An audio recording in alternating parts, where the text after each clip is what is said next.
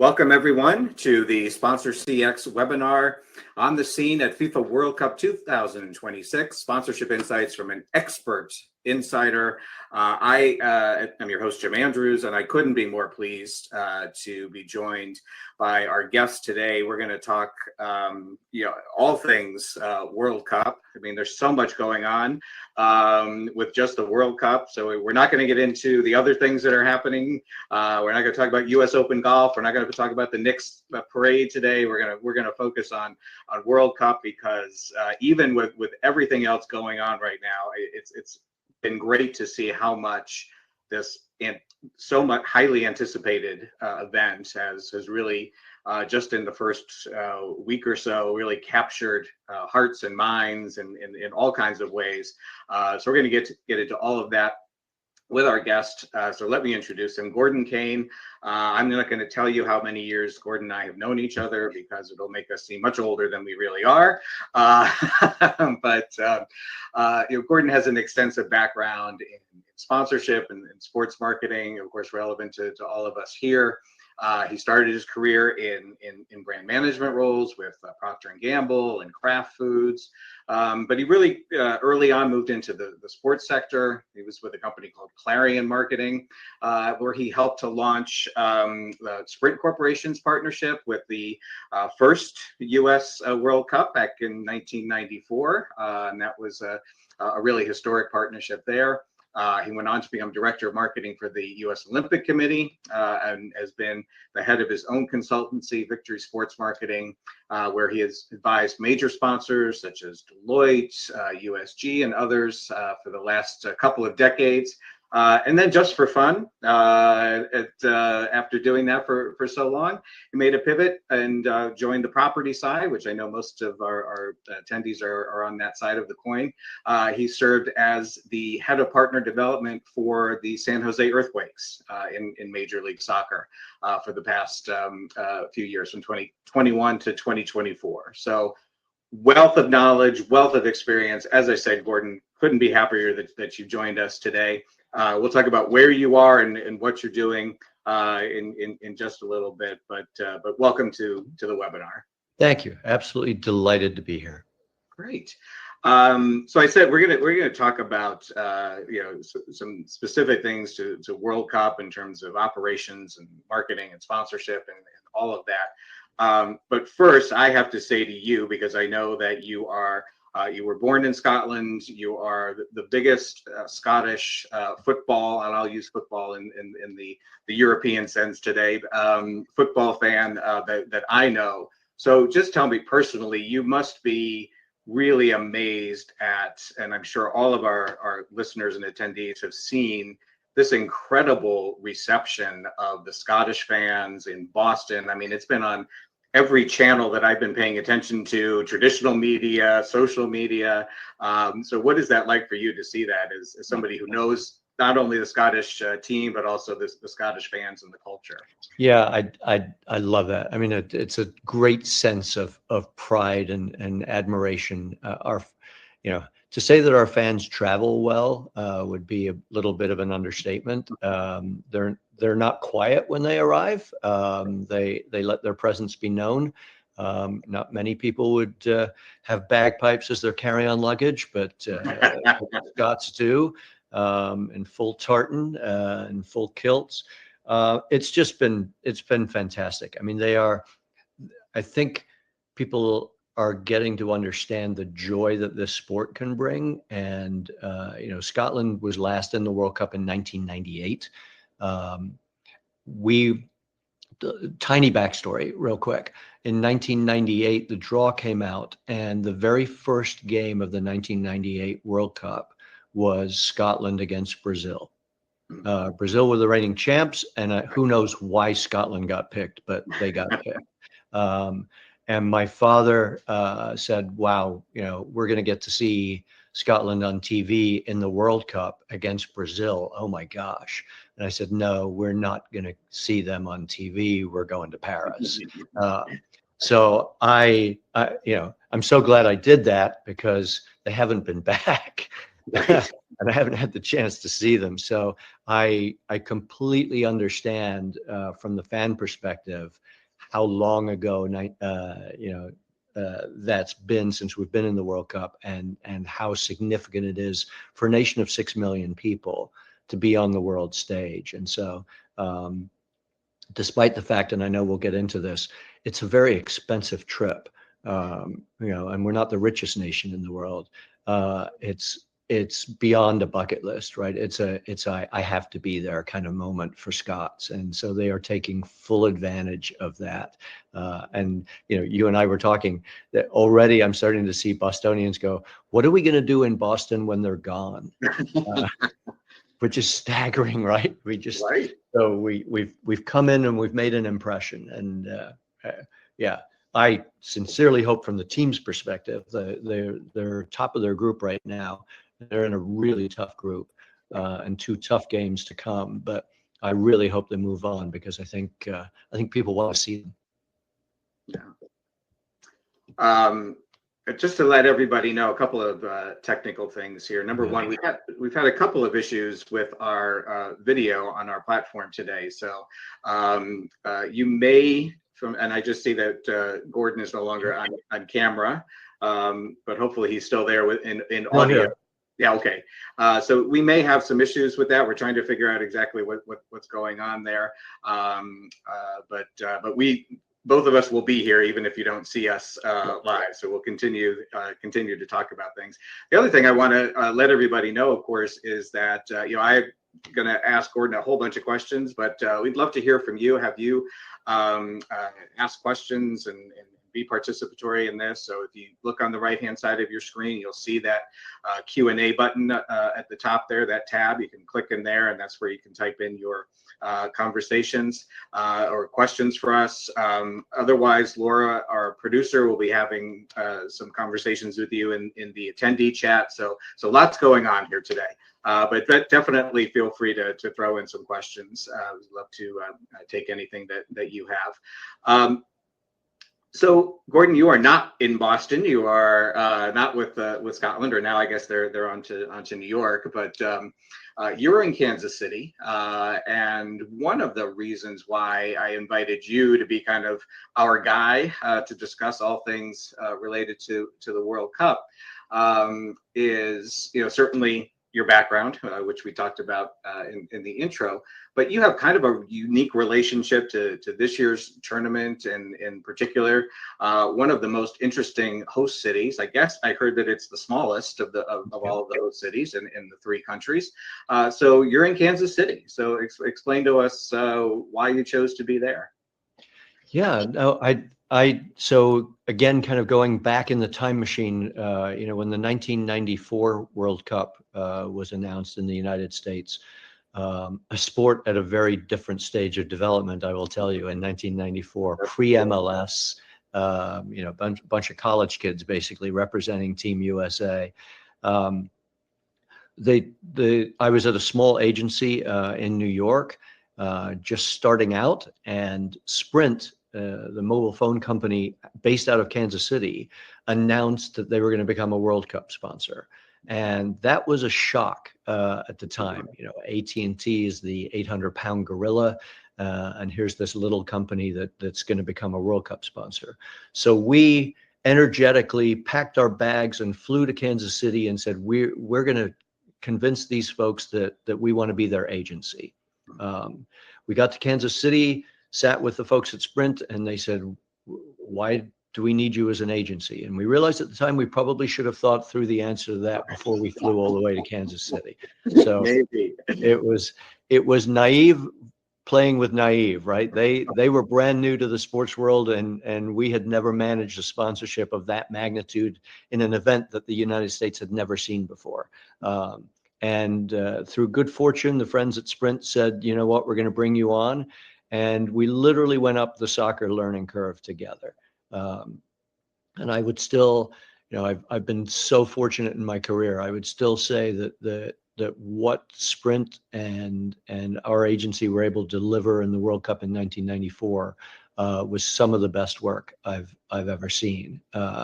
And they were incredibly generous to kind of know that we were new and just trying to work this all out, and we became dear friends over time. And now, as Kansas City has made the effort to become the smallest, as you said, the smallest host city, the people running that organization are a lot of the people that I worked with at Sprint. It makes perfect sense. Who in Kansas City has World Cup experience? Well, they all did. And so, they're running the organizing committee. And so it's partly out of deference and partly out of wanting to show support. I said, you know what? I'm coming back to Kansas City. And I want to come here for all the games and support the host city and the Kansas City community that candidly was so generous to me early in my career.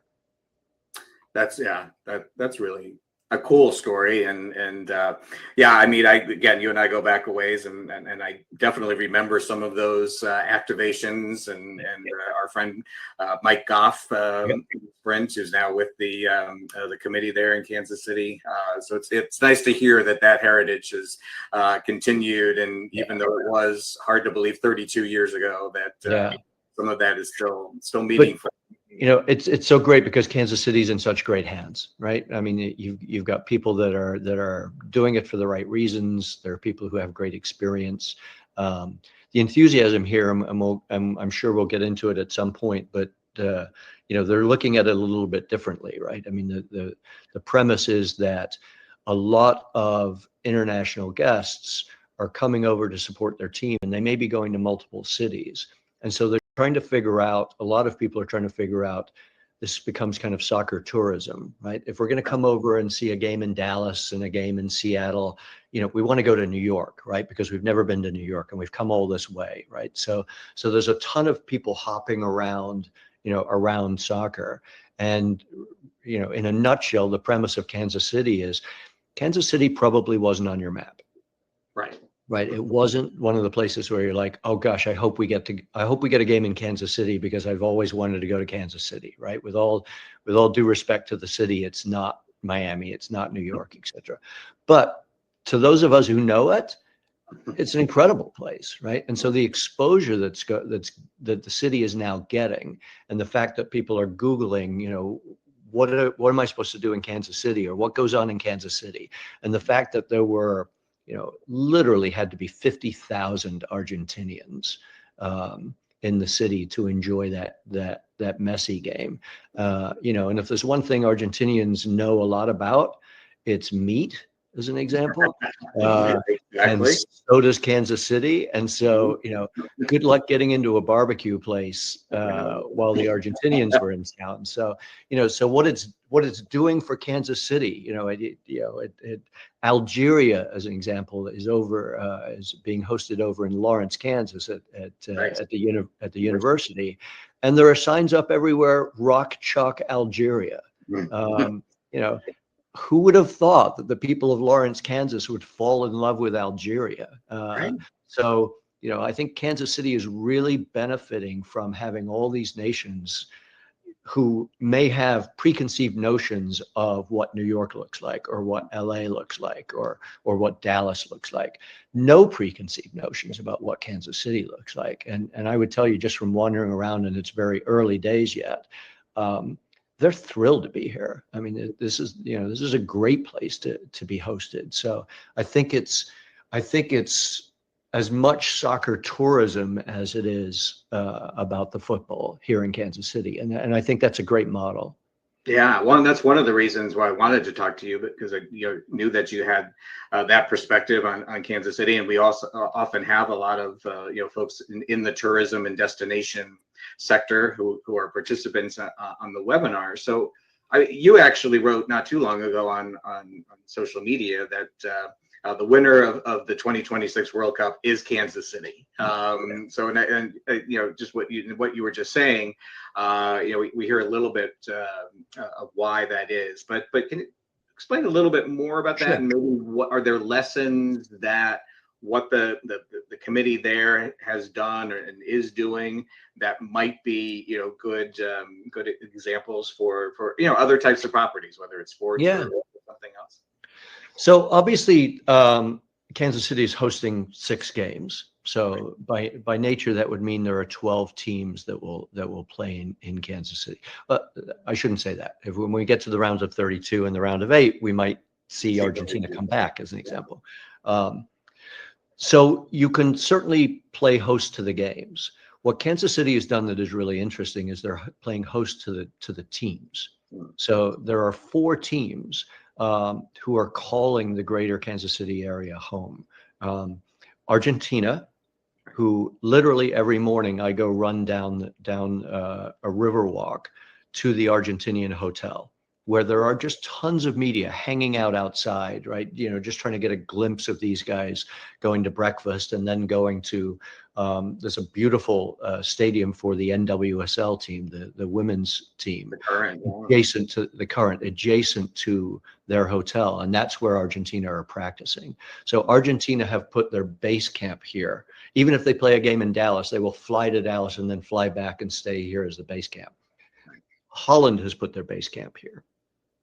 England has put their base camp here, and Algeria has put their base camp here. Now, Holland, England, and Argentina are 3 of the top 10 nations in the tournament, and 3 of the best for travel.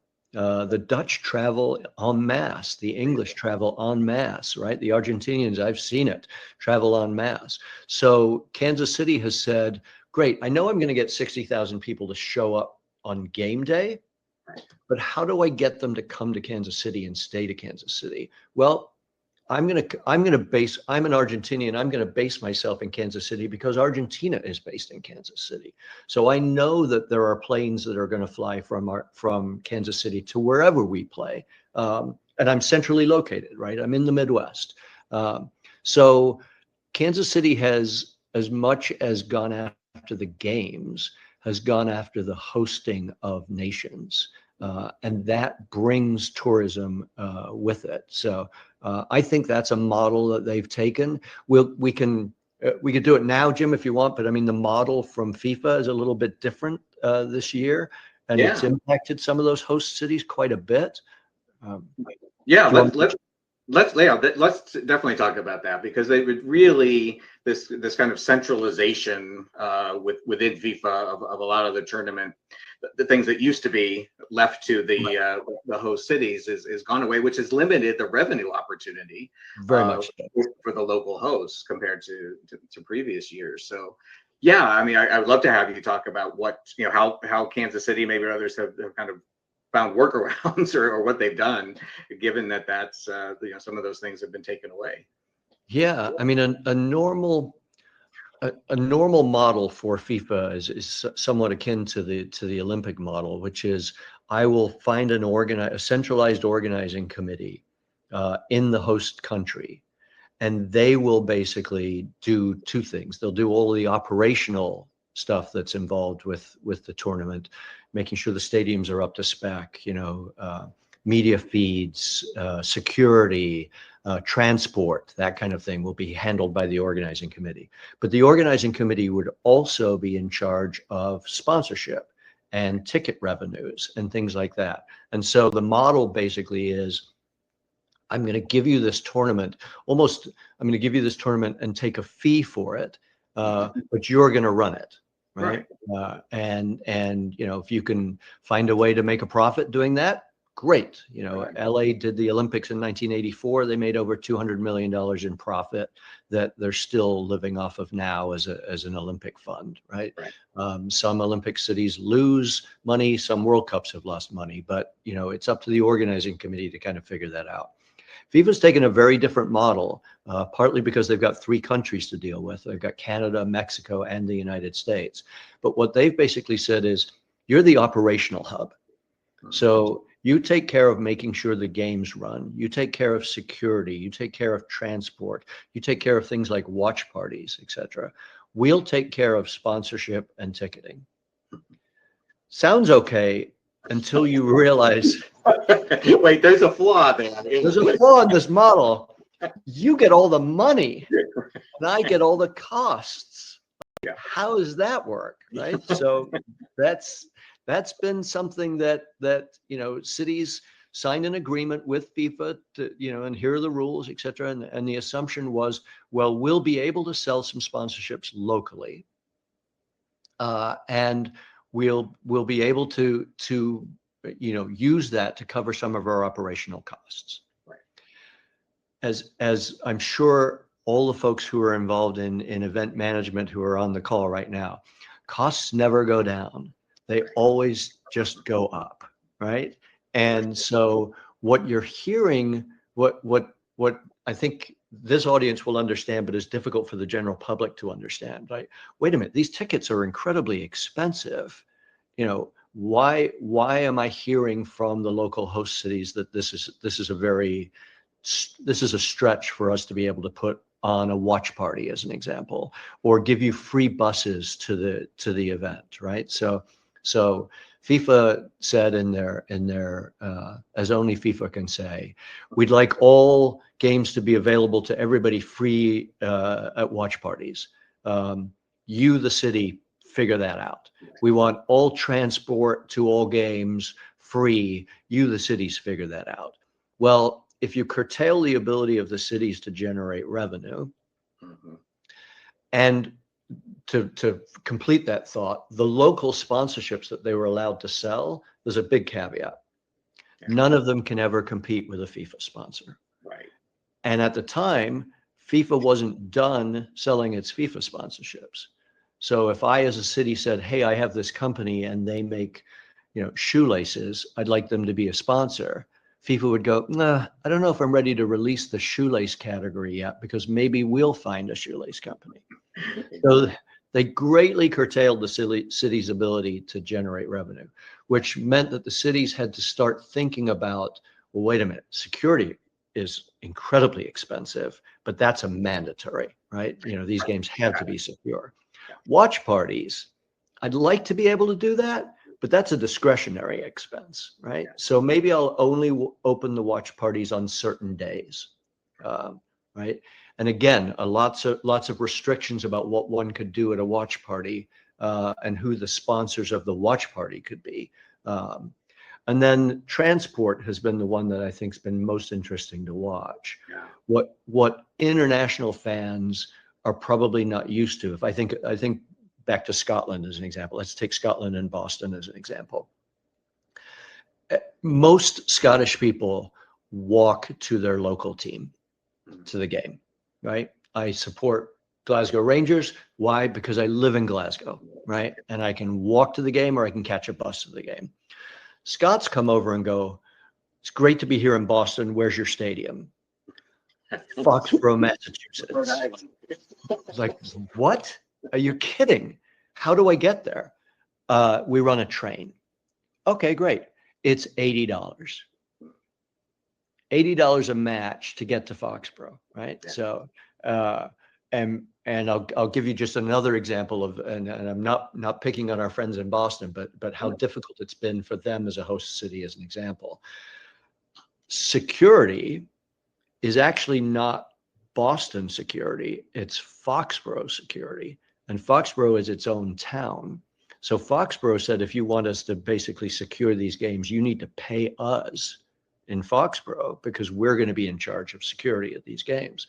So Boston has not only lost the opportunity to generate revenue from ticketing, lost the opportunity to generate revenue from sponsorships, they've now been saddled with the security bill that Foxborough is going to send them, right? And a transport logistics issue that the fans are not used to, right? I mean, they played a practice game with France before, as kind of a World Cup kickoff, and some of the French decided they were going to walk to Foxborough.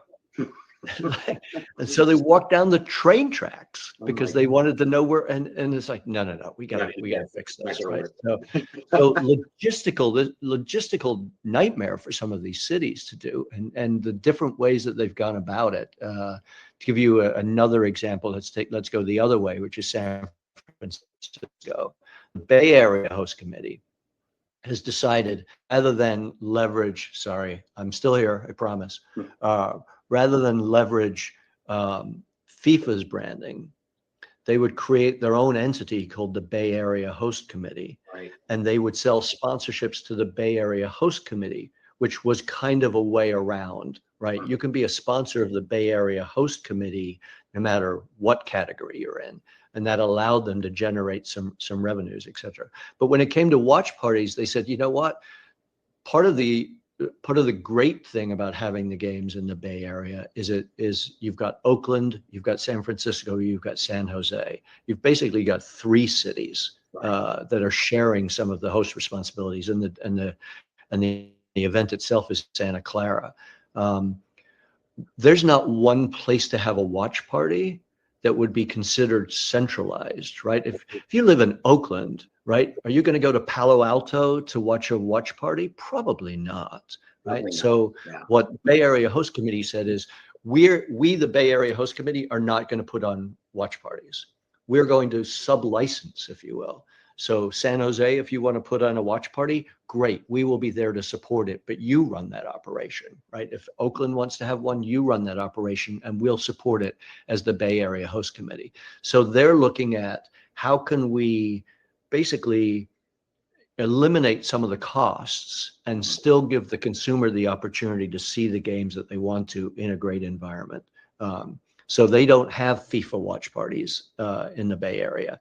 They have Bay Area Host Committee watch parties, which is interesting model. And I do think, by the way, you know, one of the long-term tales of this will be how great, if you can't go to an event, how great a watch party is as an event, right? I mean, they're everywhere now.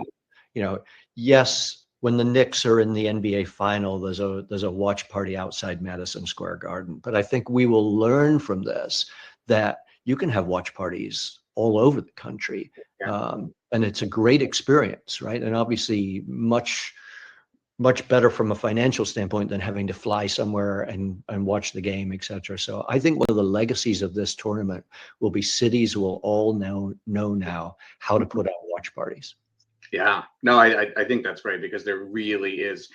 I think we've seen that over time. The interest in watch parties just kind of grow and grow, and you and I were at an event last week that you co-hosted here in Chicago, where obviously we are not one of the host cities, and we can maybe talk about our former mayor and his opinion about why he wouldn't sign the host agreement, and you know, he had some valid points. But whatever, we're not a host city. But I thought it was brilliant that our MLS team, the Fire, has taken over a venue here and is hosting watch parties, for free. You can, any of us can go, and what a great way for them to build their relationship with. They obviously have their fan base. There's a lot of excitement around the club because of the new stadium that they're just getting underway. But the opportunity of the World Cup to introduce this sport to more casual fans, I just think it was so smart of the Fire to just jump on that. I know we have some other MLS folks with us today to say, hey, this is how everybody wants to say, how can we take advantage of what's happening in the interest. And I thought that was just a really, really smart way to do it. And a significant investment by the ownership of the Fire. Yeah. Right? To take over a place and say it's free for anybody and everybody to come and watch these games, because, as you said, even though we're not a host, we want to promote soccer, right? And I think that's and we can jump on it just a little bit. The model that we were talking about before, where you take on all the costs and we, FIFA, will generate all the revenue.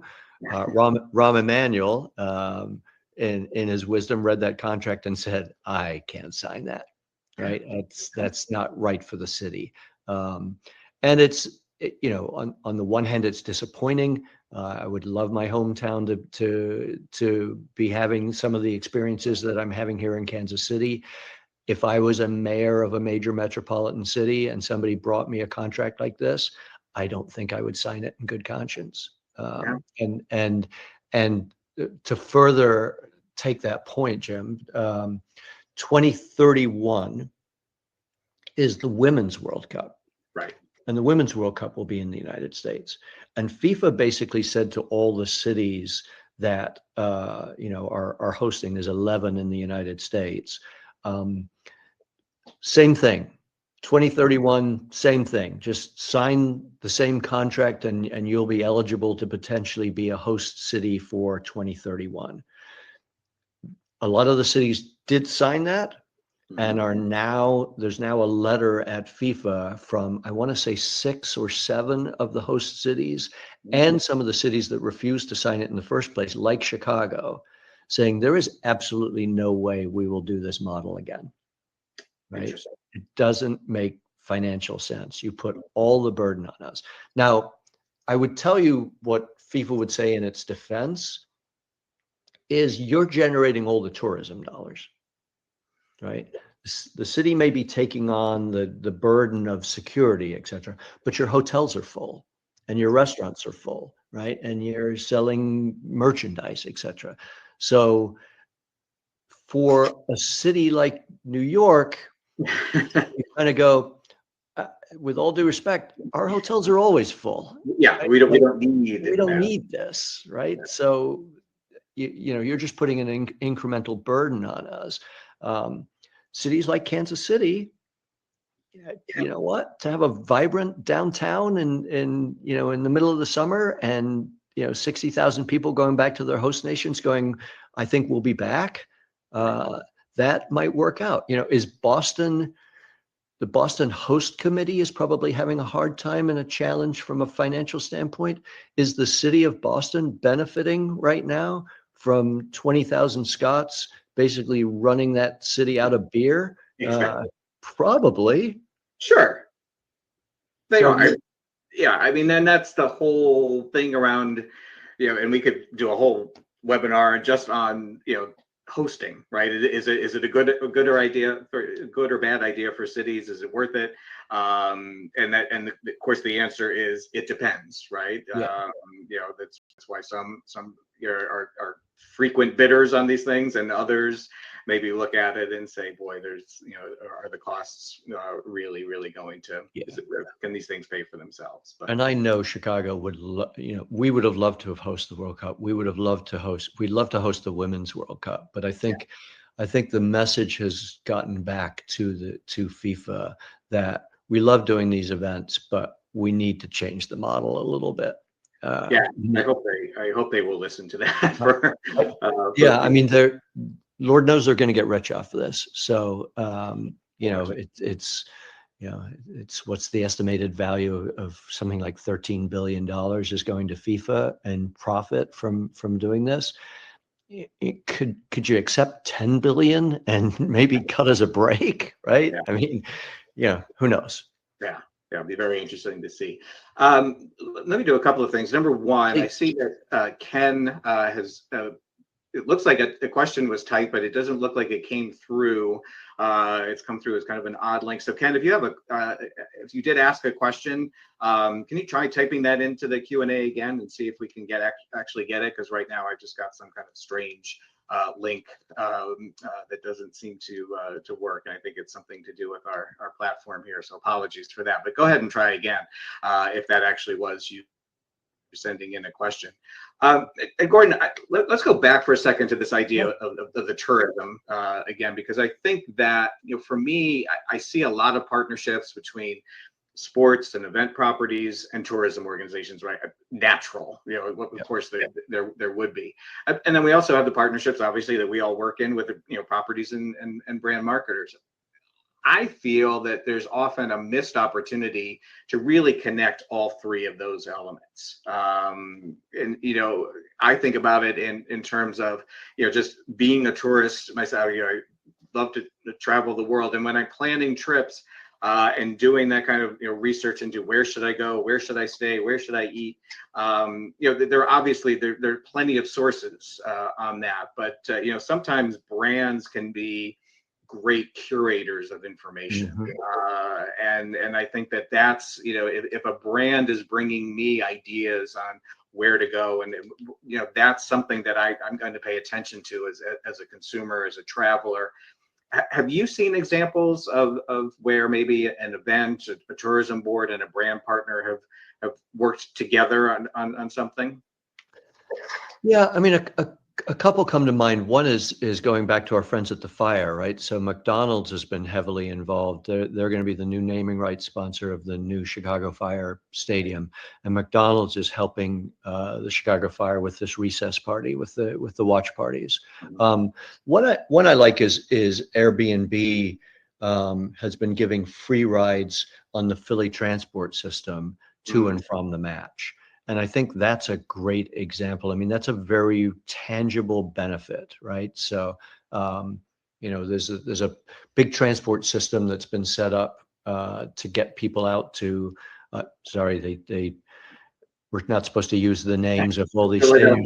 Philadelphia Stadium. But in Kansas City to Arrowhead, as I still call it, I think it actually has a different name. Yeah.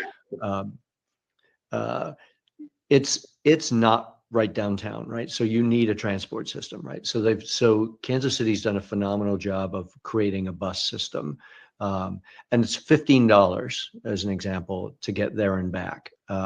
And I think there are 6 pickup points around the stadium, and we'll all take you into the stadium, and then I'll take you back to those pickup points afterwards at $15. That's a good deal. To your point, could that have been sponsored by somebody, right? Could somebody have picked that up? Could somebody have reduced that expense? I think I think you would have had so many people thankful for the opportunity to do that, for you to kind of pick up that tab as Airbnb's done in Philly. So I think there's, opportunities for the sponsors. Obviously, a lot of them are giving money to the host committees, but there's opportunities for the sponsors maybe to be involved in helping with the operational end of things.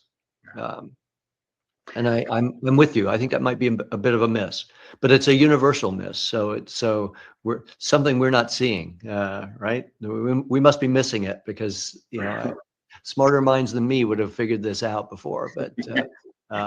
But I think transport logistics could have been branded more from a sponsor standpoint.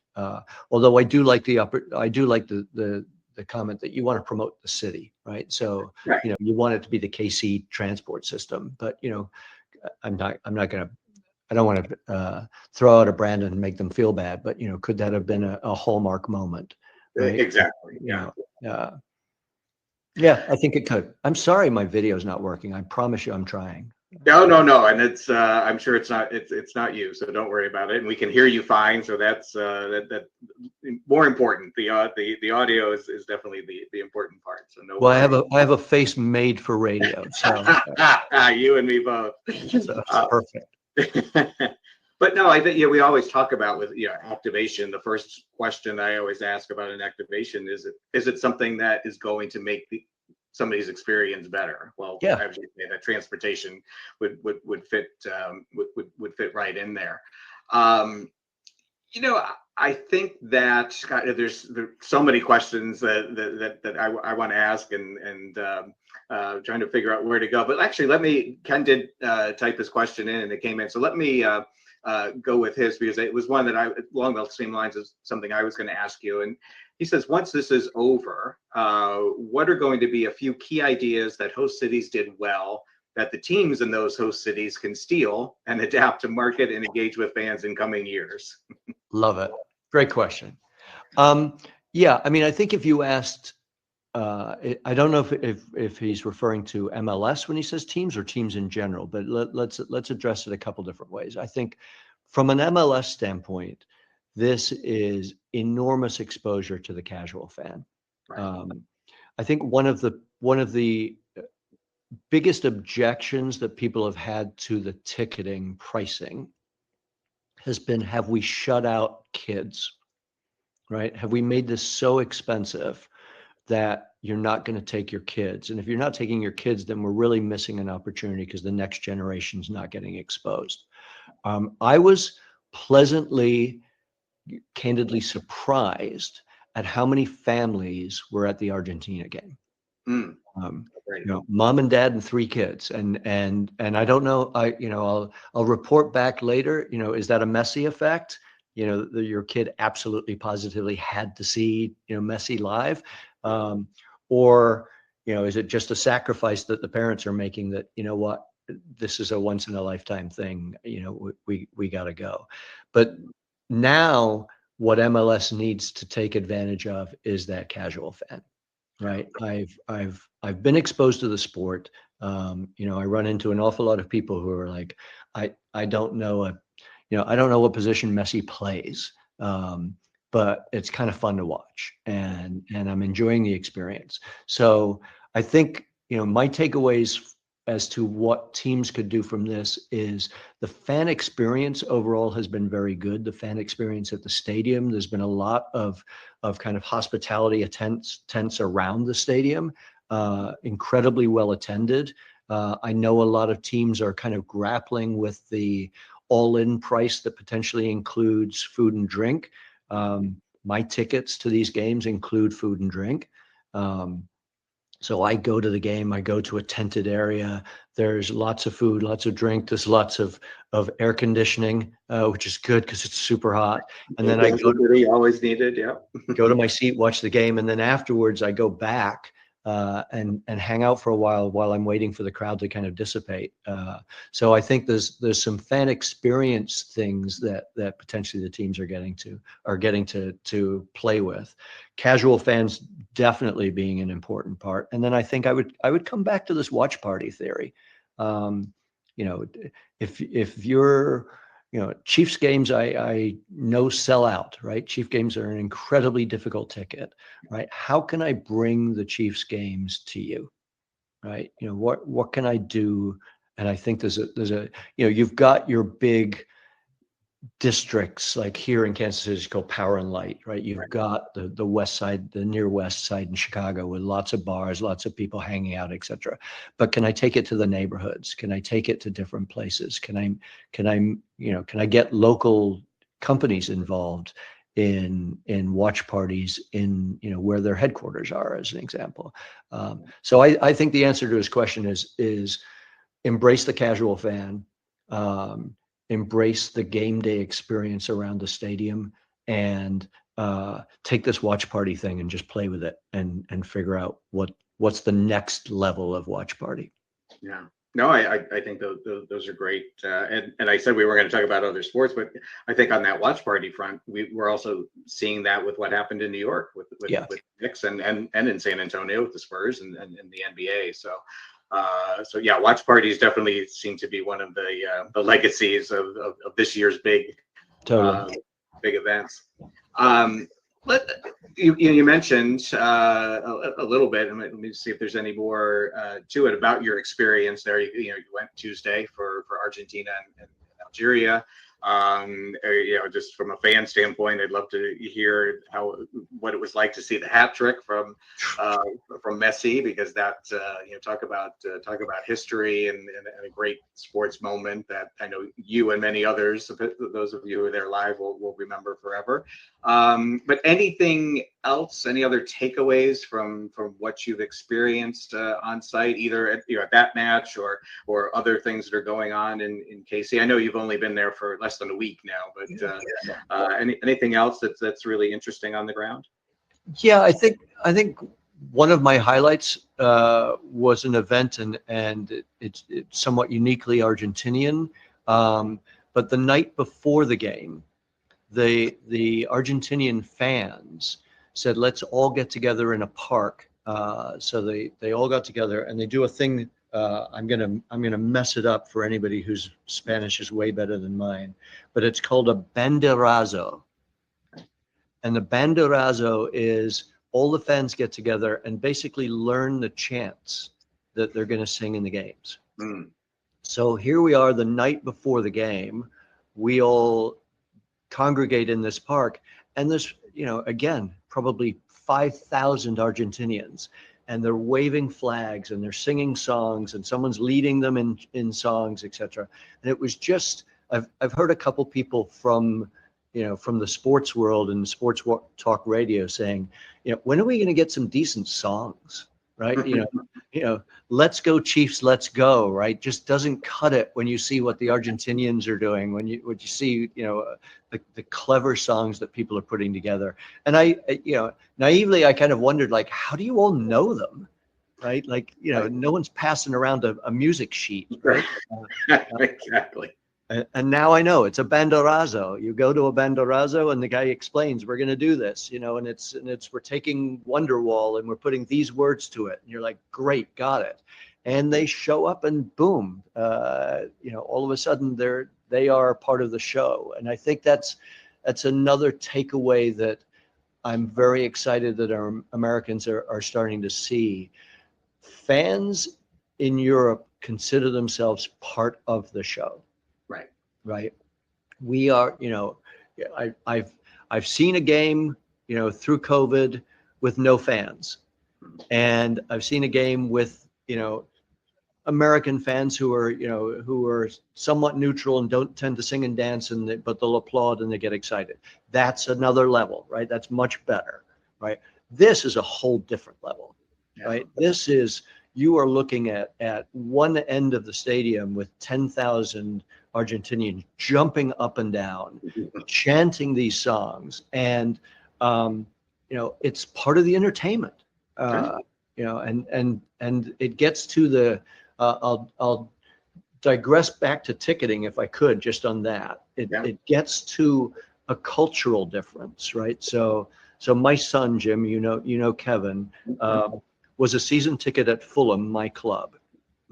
He was in the crazy section, right? He was in the fan section. He stood most of the time. He sang most of the time. His ticket was worked out. His season ticket per game was $51. For $51, he was seeing Manchester United and Manchester City and Arsenal every week for $51. And, he said, as a season ticket holder, if Fulham came around and said, you know what, next year that's going to be 60, there'd be a riot. There would be a riot. And I said, you understand, because you live here in America and we're just living in London for a couple of years, $60 for a ticket is a deal, right? He's like, not there, it's not. They consider that kind of, you're obliged to find space for us. We are part of the entertainment. We're there to cheer, etc. And the concept that if I told a Fulham fan, I have tickets that I'm very excited about in August to watch a preseason game between Leeds United and Liverpool at Soldier Field, and I paid $120 for that ticket. Gladly paid $120 for the ticket. Right. All those European fans would say, you are absolutely out of your mind. Right? That is a ridiculous price. It's not even a regular season game. What are you doing? Why would you spend $120 in it? So I want the Americans to put that in context of, to then tell them that it's $1,000 to see Scotland. That's like, what planet is that the right pricing structure, right? It's so anti what they're used to and accustomed to. And it's so anti that, don't you understand, as I think, Boston fans are now appreciating. I think Boston Red Sox fans are fabulous fans, right? They would consider themselves on the high end of emotionally attached to their team, right? I would say Boston Celtic fans are emotionally attached to the Celtics at a higher level than a lot of fans. I think those guys are going to school right now going, you know what? We are, on a scale of 1 to 10, we're a 2 compared to these guys. Right? These guys are coming in at a 9 and keeping it going like that. And the trade-off that the Scots would tell you is, we will continue to do that. We will continue to have that kind of loyalty. Just don't take advantage of us. Right.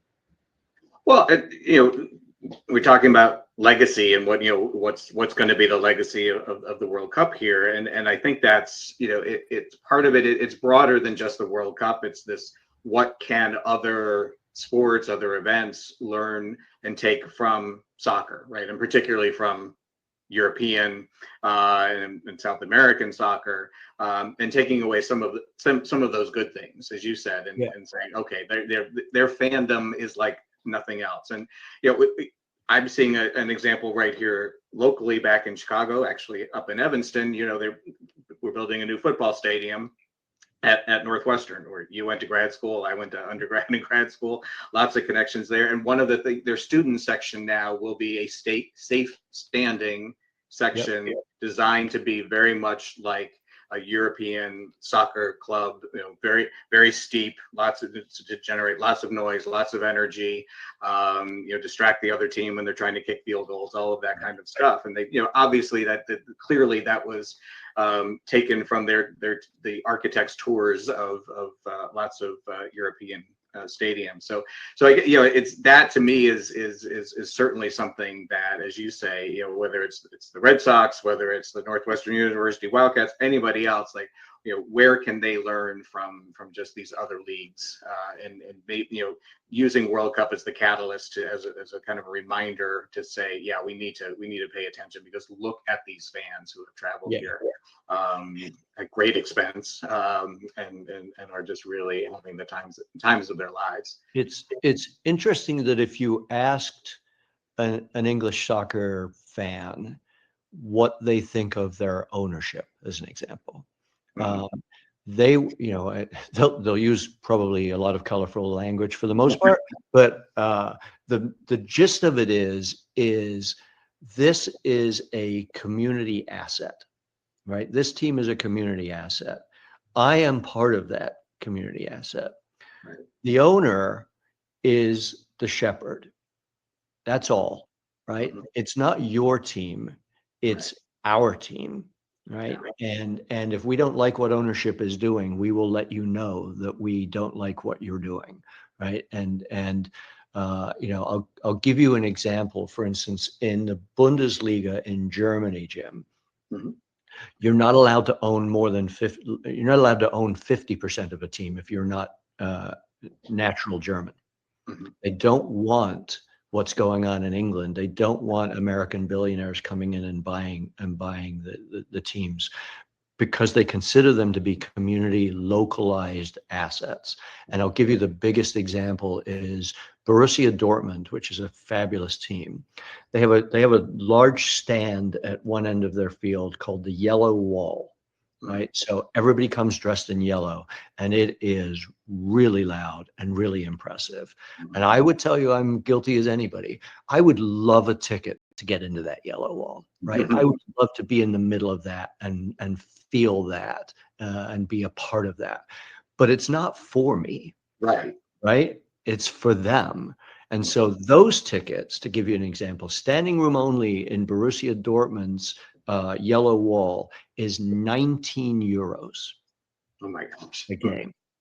19 euros. But here's the kick. You buy that season ticket, and if you are found to sell that season ticket, a ticket to anybody, you are banned for life. Yeah. You're banned for life, right? If I stood there, if I somehow got into the Yellow Wall, those fans would turn around and go, "How did you get your ticket?" Right?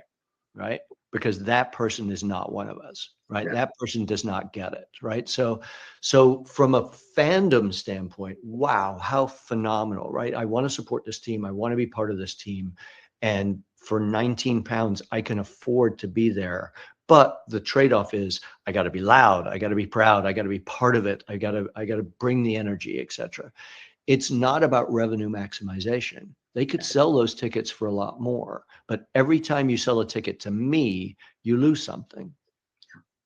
Right? Well, I think that term revenue maximization, right? I mean, we're all in business at some degree, even those on the nonprofit side, and revenue is important, but when it becomes the be all end all, as sometimes it looks like it is for organizations like FIFA, I think hopefully that's another legacy of the World Cup, as you say, that maybe we can't always look to maximize every dollar, that maybe it makes more sense to say, look, even if dynamic pricing and everything that we can do tells us that these tickets are worth tens of thousands of dollars, maybe we don't try and again maximize that one ticket's face value or price that somebody's going to be paying for it, because there are other considerations about building fandom and being fair to people, and not making sure that our stadiums are just filled with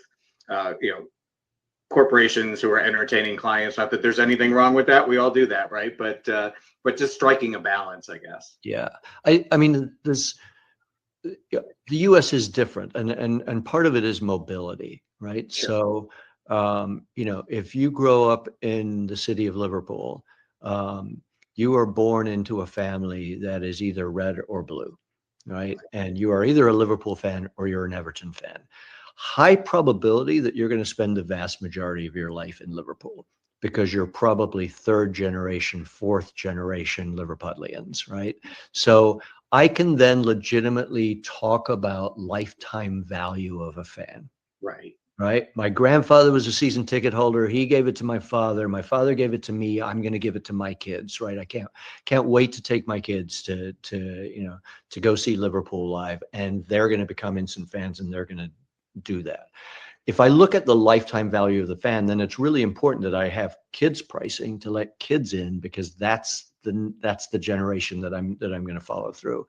It's less appealing in the United States because if I have kids pricing for the Bears as an example, what's the probability that that person's going to stay in Chicago for 40 years?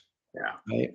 So it unfortunately leads you to go, yeah, I could give that ticket to a kid for $40, or I could sell it to somebody for 150. I think I'll sell it for 150. Sure.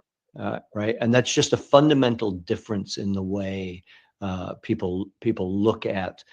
I would also say to you that sports is much more in the entertainment realm, right? Jim, professionally, there's been a lot of talk about, well, sports is entertainment and it needs to be packaged that way, et cetera. I look at it slightly differently from a standpoint that, sports is entertainment in the US, sports is community in France and Germany, et cetera. It's whenever I go over to watch Fulham, if Fulham are not at home, I go to the away game. Right. I get on the bus at 5 o'clock in the morning, and I let that bus take me to Bolton so that I can see them play Bolton Wanderers, at 3 o'clock, 300 miles away, 400 miles away. And I make a whole day out of it. And I go to that away game, and then I come back, and I'm back at midnight, but it doesn't matter. That was my day. And so I'll watch the 17, 20, 18 games at home, and I may go to 10 games away. No Bears fan, very few Bears fans are traveling to the away games. It's a different experience, right? And there is no Bears section in Levi Stadium when they play an away game, right? We all get shepherded into a spot. That's where the Fulham fans are supposed to go, right? And to take that even further, you get up to a place like Bolton or Derby County or wherever you're going.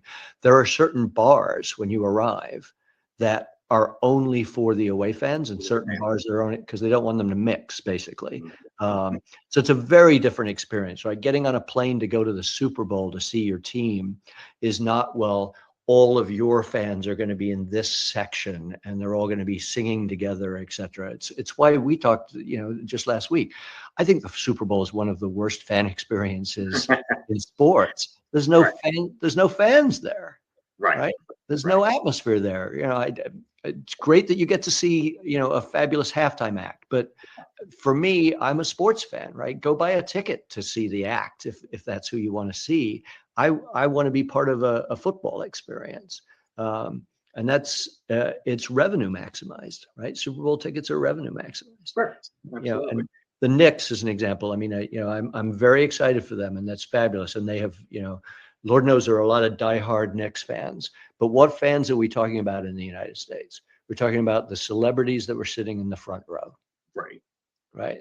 That's not how soccer works, right? What are we talking about in soccer? We're talking about crazy Bostonians putting, traffic cones on the heads of statues. Right? That's the Instagram moment, not, oh my gosh, I just saw, somebody famous.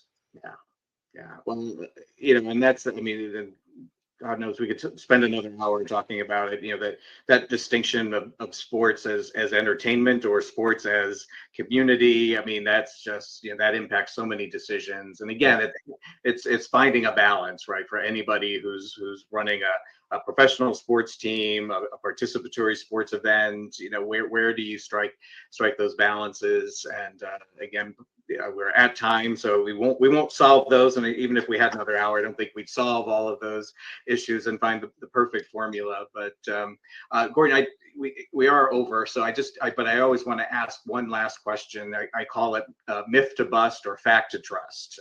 So quick answer to this question, because of time. But my statement here for you to tell me, myth or fact: the World Cup 2026 will have a long-term impact on the North American sponsorship industry. Myth or fact, or somewhere in between?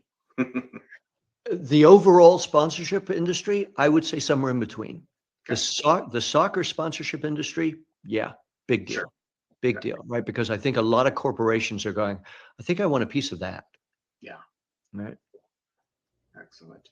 Gordon, thank you so much for being with us and taking the time. I know you've got a lot to do there in Kansas City. You've got some exciting games coming up over the next few weeks. So enjoy it. And I'll see you when you're back in Chicago. And again, on behalf of Sponsor CX, thank you for joining us. Thank all of the attendees for joining us. Hopefully you got some good takeaways from this. Also, just to let you all know, we've got a couple of great brand side guests coming up for our webinars next month. We'll have folks from Lego and Gainbridge. I'm really excited about bringing you some. They're both young, up and coming superstars, I think, in the sponsorship industry, who you'll be really interested to hear from. So lots more on that. You'll be hearing from us. But thank you all, and go out and enjoy World Cup, enjoy the US Open, enjoy whatever events you've got going on, you're either hosting or attending or participating in, and we'll see you back here soon. Love it. Thank you, Jim. Thanks.